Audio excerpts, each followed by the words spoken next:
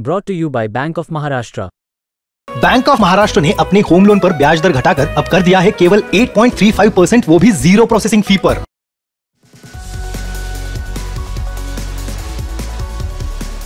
आप जब भी बजट सुनते या देखते हैं या उसके बारे में पढ़ते हैं तो एक टर्म आपके सामने कई बार आता है, यह है फिस्कल डेफिसिट।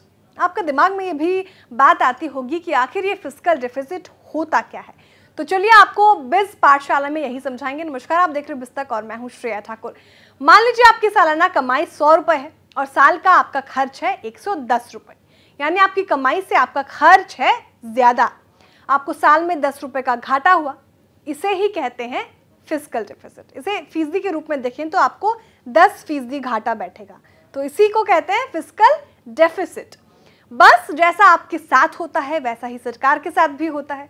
सरकार को मोटे तौर पर 2 तरह से रेवेन्यू मिलता है, यानी कमाई होती है सरकार की। पहला है टैक्स रेवेन्यू और दूसरा क्या है, तो दूसरा है non tax revenue. Tax revenue को 2 हिस्सों में बांटा जा सकता है, पहला डायरेक्ट टैक्सेस और दूसरा इनडायरेक्ट टैक्सेस। डायरेक्ट टैक्सेस में income tax, corporate tax, property tax, gift tax जैसे मद आते हैं। इनडायरेक्ट टैक्सेस में जीएसटी आता है। इसके अलावा यूनियन एक्साइज ड्यूटी भी इसमें आती है। पेट्रोल, डीजल, शराब और कई दूसरे प्रोडक्ट्स पर यह ड्यूटी लगती है। इनडायरेक्ट टैक्स में कस्टम्स ड्यूटी भी आती है। इसमें दूसरे देशों से भारत आयात होने वाले सामानों पर और भारत से बाहर भेजने वाले सामानों पर टैक्स लगाया जाता है।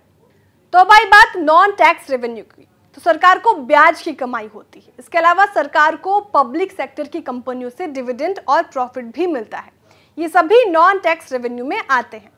ये तो था सरकार की कमाई का पूरा स्ट्रक्चर। अब बात करते हैं सरकार के खर्चों की। तो सरकार के खर्च 2 तरह के होते हैं, एक होता है रेवेन्यू एक्सपेंडिचर और दूसरा होता है कैपिटल एक्सपेंडिचर यानी कैपेक्स। तो पहले बात करते हैं रेवेन्यू एक्सपेंडिचर की।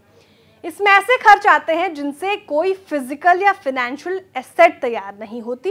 ये पैसे सरकार के कामकाज और प्रशासनिक खर्चों को पूरा करने में जाते हैं। इसके अलावा अपनी उधारी चुकाने, राज्यों को और दूसरे आवंटन भी इसमें आते हैं। दूसरे खर्चे कैपिटल एक्सपेंडिचर में आते हैं, जैसा कि पहले भी बताया हमने आपको। इसमें ऐसे खर्च आते हैं जिनसे फिजिकल और फाइनेंशियल एसेट्स तैयार होती हैं। मिसाल के तौर पर आप ले लीजिए machinery, equipment, building, health, facilities, education जैसे कामों पर सरकार का खर्च कैपिटल एक्सपेंडिचर में आता है।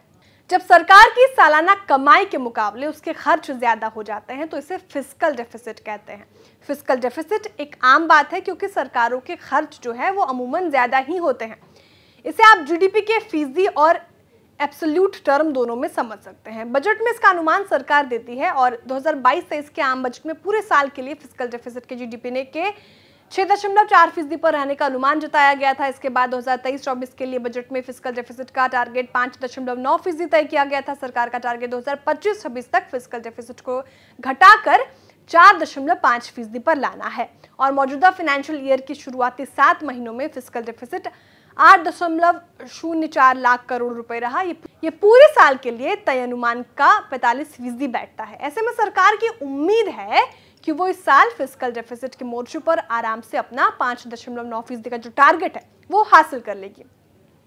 रुपयों में देखें तो सरकार ने मौजूदा फिस्कल में 17.86 लाख करोड़ रुपए के वित्तीय घाटे का अनुमान लगाया है। 2022-23 में सरकार का फिस्कल डेफिसिट 16,61,196 करोड़ रुपए रहने का अनुमान है। इससे एक साल पहले यानी 2021-22 में देश का फिस्कल डेफिसिट 15,91,000 करोड़ रुपए के करीब रहा।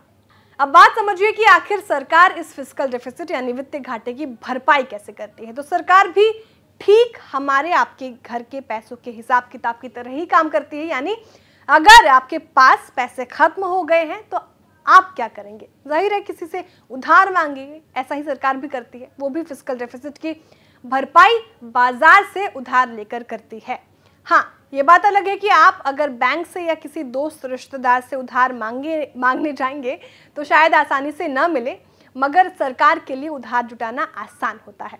एक सवाल ये भी यहाँ पैदा होता है कि आखिर फिस्कल डेफिसिट या घाटे के बजट की खराबी क्या होती है। तो देखिए, घाटे की भरपाई के लिए सरकार को नोट छापने का फैसला लेना पड़ सकता है और इससे महंगाई बढ़ती है, यानी आम लोगों के लिए दिक्कतें बढ़ती हैं। सरकार ज्यादा कर्ज लेती है तो उससे इस पर ज्यादा ब्याज भी चुकाना पड़ता है और इससे रेवेन्यू एक्सपेंडिचर लगातार बढ़ता है। इसका एक खराब असर ये भी होता है कि जब सरकार ज्यादा उधारी लेती है तो ब्याज दरें ऊपर ही जाती हैं, मतलब ऊपर हो जाती हैं, और इससे आम लोगों के लिए कर्ज महंगा होता है। इससे पूरे देश की आर्थिक हालत गड़बड़ाती है। तो कुल मिलाकर देश की वित्तीय सेहत के लिए फिस्कल डेफिसिट का कम होना जरूरी है। अब बात आई कि इसे कम कैसे किया जा सकता है, तो भाई इसका तरीका साफ है।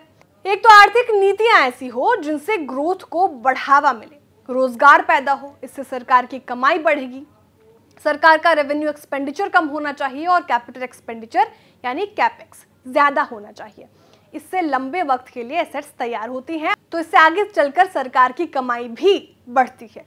तो हमने अपने इस एपिसोड में फिस्कल डेफिसिट के बारे में आपको जानकारी दी है, और बजट की क्लास के अगले एपिसोड में बजट से जुड़े ऐसे ही किसी और फैक्टर के साथ आपके समक्ष पेश होंगे। तब तक के लिए देखते रहिए आप बिस्तक।